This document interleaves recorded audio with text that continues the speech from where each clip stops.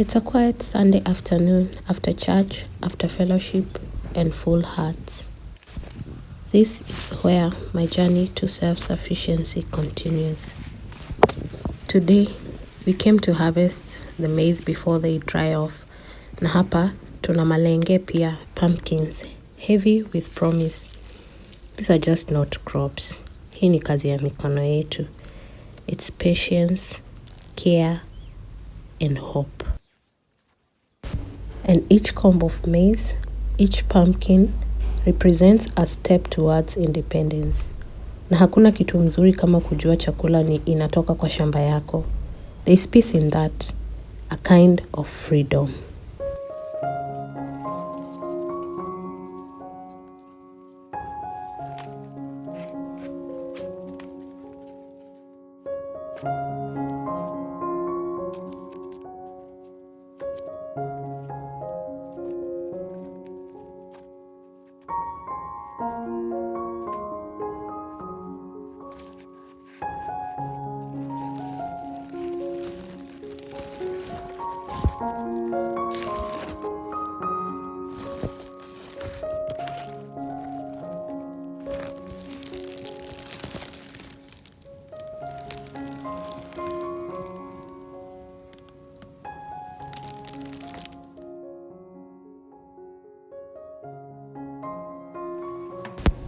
Food storage is one of the most important pillars of a self-sufficient lifestyle.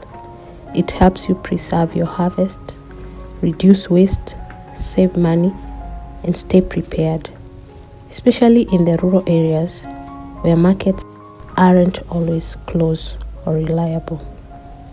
So, I went to Gikomba to look for these storage barrels, and after a very long search, I'm glad I finally found them.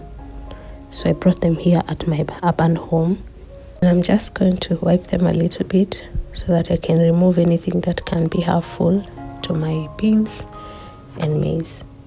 Because I have some dried maize from last season that I've been storing in a gunia or a sack, and some of the beans that I harvested this season.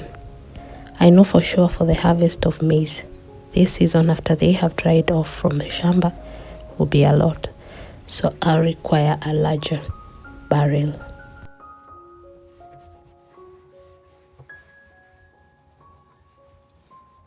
Food storage matters a lot. And here are some of the reasons why.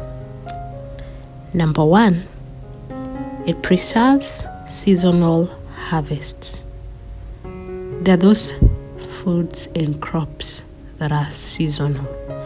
For example, in my native land in Kenya, we only have 2 seasons. And most of the crops that are grown in those 2 seasons are maize and beans. So, when it is seasonal, you can preserve some of those harvests for when it is not season, because some of those crops come in abundance for a very short time. Number 2, food storage helps you save money.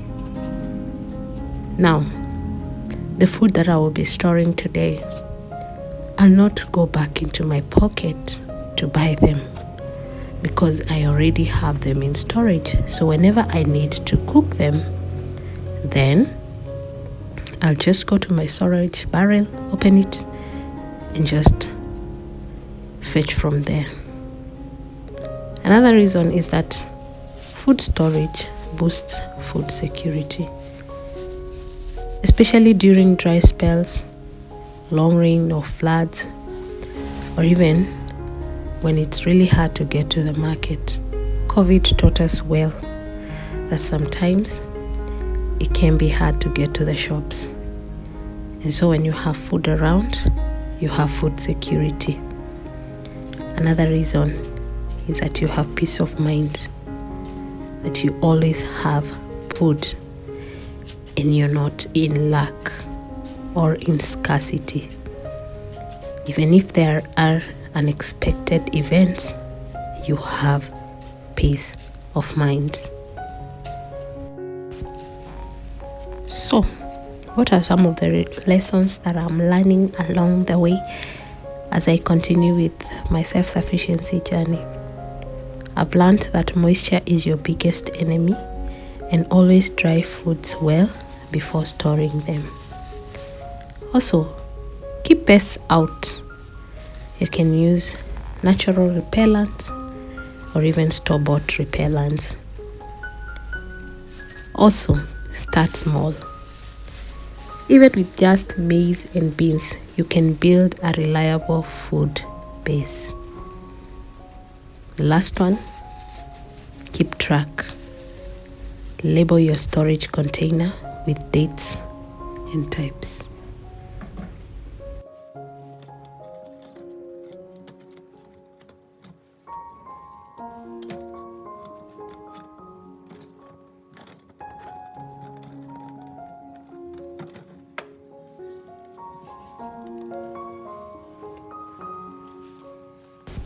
Storage isn't just about keeping food. It's about being ready. Ready for dry seasons, ready for visitors, ready for peace of mind. Every jar, every sack is a result of planning, patience, and prayers. This journey to self-sufficiency isn't just about farming.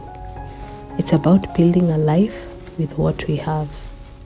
Learning to store what we grow ensures that nothing is wasted, and every season is a blessing. One seed, one harvest, one storage barrel at a time.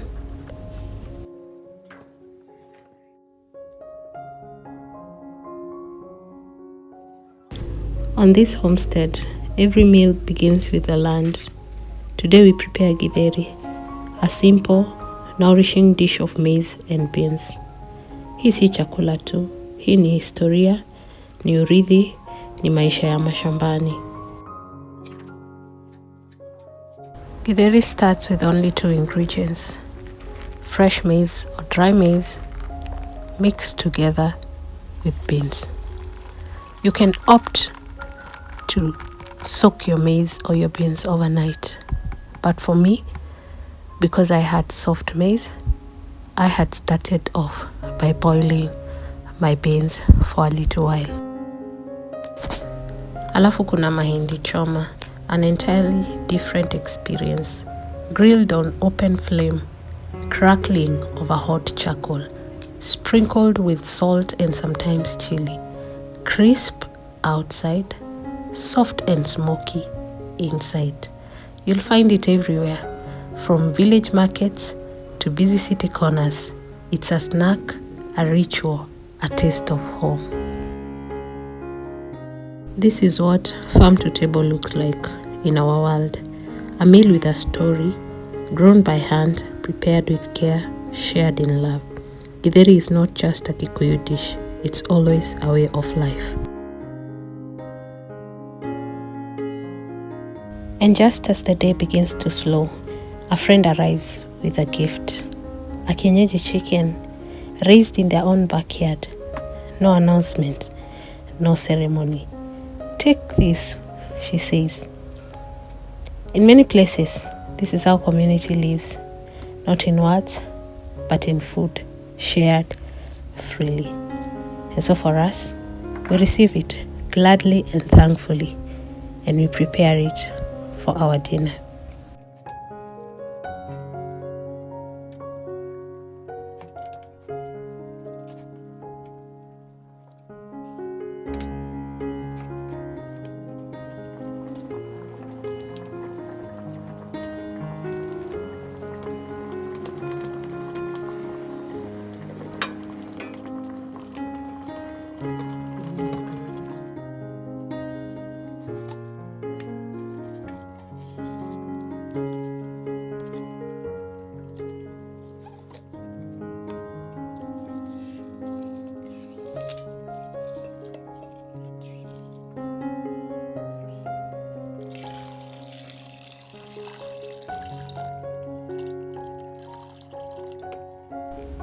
That night, dinner changes. Githeri remains. Maize is still roasted. But now, the aroma of kienyeji fills the air. It's rich, deep, unforgettable, and most of all, it's ours. A full meal from nearby hands, from nearby hearts.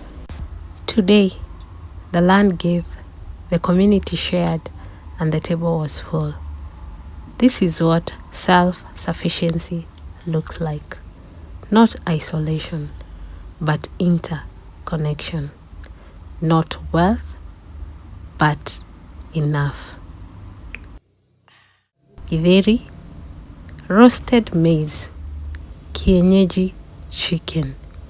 From farm to table, from hand to heart, from tradition to tomorrow. This is our journey to self-sufficiency.